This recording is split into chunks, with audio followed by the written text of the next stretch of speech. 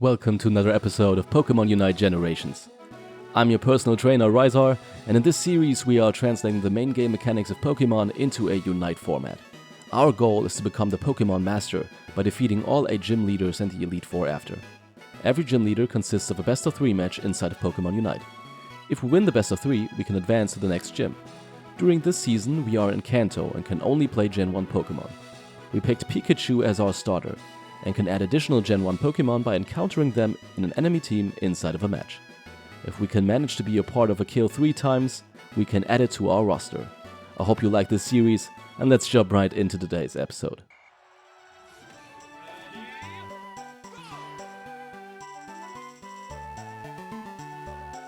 This time around we're challenging Eric Bloom for the second time, because we lost in our last episode with Slowbro.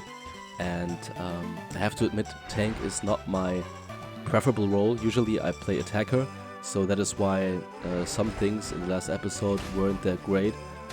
Also on my part, even though there were a lot of unfortunate events, let's call it that, with teammates I got, but that doesn't matter.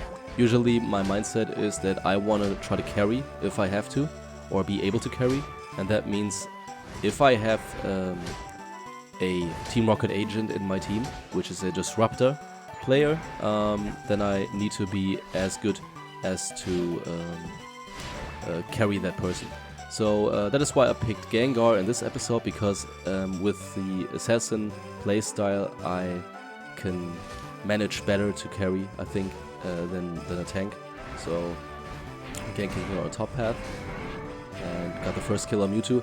As a reminder, in this series of Pokémon Unite Generations, if we lose to a gym leader, we can challenge them again, of course, but we lose a Pokémon we already caught in the process. So that means if we lose this game, then we have to free either Pikachu, Gengar, or Slowbro. And of course, if I can help it, I don't want that to happen. So I'm gonna try my best this game to carry. Now we got a good gank on top path. Now I'm gonna go back to my jungle, get this blue buff real quick. Usually what I try to do is I try to stay the minimum amount on a lane as possible, because that means when I go back to my jungle rotation, they just spawn, which means I can get to the Altaria camp at 8, which is not possible if you stay longer on the lane. Now again, I'm going for the Sludge Bomb Hex build, which in my opinion is the best build to delete Mewtwo Y.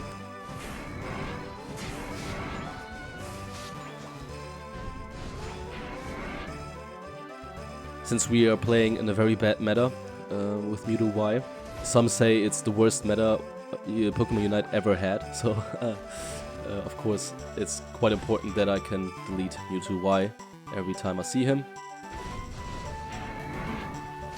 Like so. Okay, now I'm gonna try to kill Trevor also, and now we can score. That scores, and now we got our Gengar evolution. Oh, that was not what I wanted to do. I wanted to go to the Altaria camp. I'm just gonna try to hold this here now. Usually I would rotate to bottom path, but since nobody is here, I'm gonna try to hold this gold zone, because otherwise they would just go for free. Oh, can I get Leafeon? Yes, I can. Okay. Oh, they're still pushing here. The good thing is I'm quite feeded, so they cannot recklessly dive me here. Can I get Mewtwo Y? No, I couldn't. Oh, for some reason he's chasing me. Not a good idea, bro. Okay. Now Lucario is on top path, so now I can rotate bottom path, because now he can hold the zone there.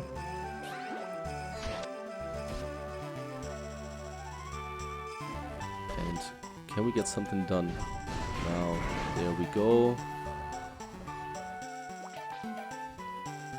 I have to say, the first few games I played with Gengar, they weren't that great. And what I try to implement into my playing style is to really take the essence of Gengar, the Pokemon itself. Now, what is Gengar really? He is a ghost that has a lot of fun, really frightening people, just popping up unexpected, kinda. and that is what I try to do.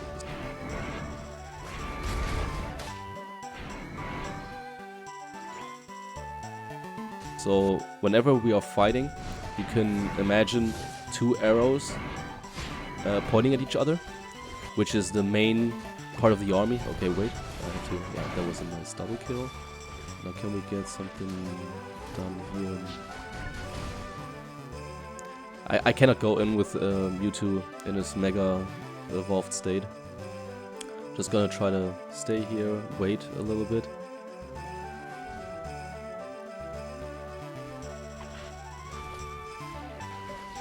Now can we... Yeah, okay. So if we can get their front line, yeah, that was pretty good. Now I don't want to overextend. Oh, there's Buzzwole. I have to get out here. I don't want to get caught. And going back in. Okay, there we go. And we got our top objective also. And we can still push here.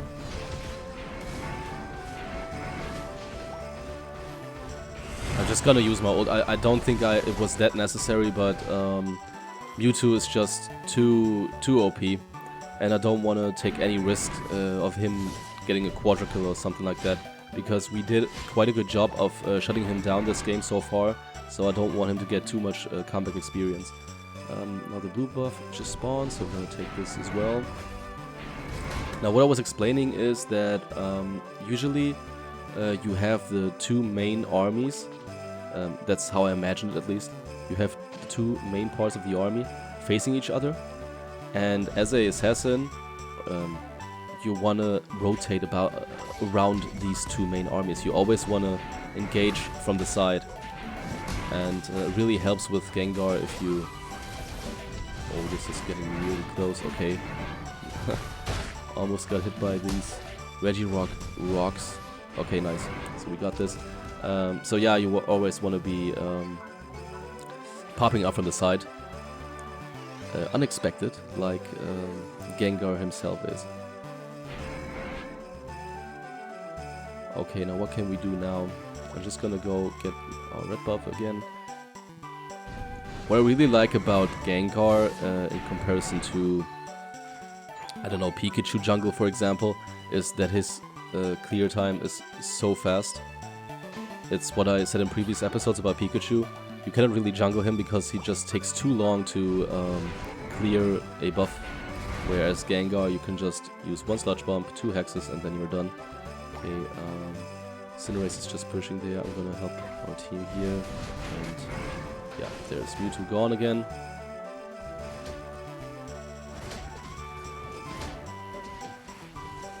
I don't know how this Trevenant ability hit me. Can we... No, we cannot. I'm just gonna go back and get this Regieleki. I don't want to over-chase, because it is more important, in my opinion, to get this objective here. And there we go. Our team overstayed their welcome, which is the reason I don't like pushing onto the 2nd tier goal, because the team can just respawn, jump onto the field, and then you're done. Now, since I can see them all on top path, I can just steal their blue buff here without any risk. And now I'm gonna wait here until I can see someone who I can pop. Now their Mewtwo is still pushing. Good thing our Goodra was there to stop him. And there they are, okay. Now Cinderace is gone. I'm gonna go from the back line here. Okay. Can I get Buzzwole?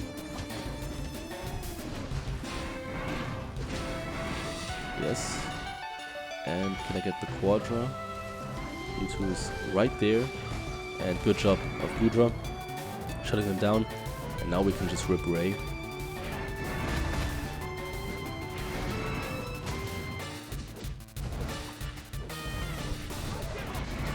They have a strong team. They could easily steal this objective, so that is why I'm focusing on the enemy team. And Okay. And at that point I had to go in just to secure the Ray. And this should be game. Yeah, it went pretty good, I would say. Of course, we still have to defend. I don't want to lose this at this point. Now, okay, now I can see him. I was too late to stop Leafeon on top pad, that is why I just waited on the jump pad to look when the next enemy Pokemon pops up to score. Oh no, that was a mistake on my part. I should have respawned and then jumped on top pad again. Maybe I can still try to... No, I don't think I can. It's too far. Yeah, but we should have won anyways.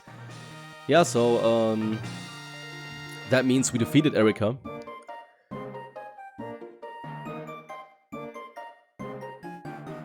That was quite important. I really didn't want it to lose any Pokemon. We only have 3 so far.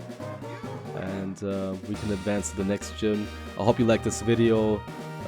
Leave a like, subscribe to my channel if you do, and see you guys next time. Matane.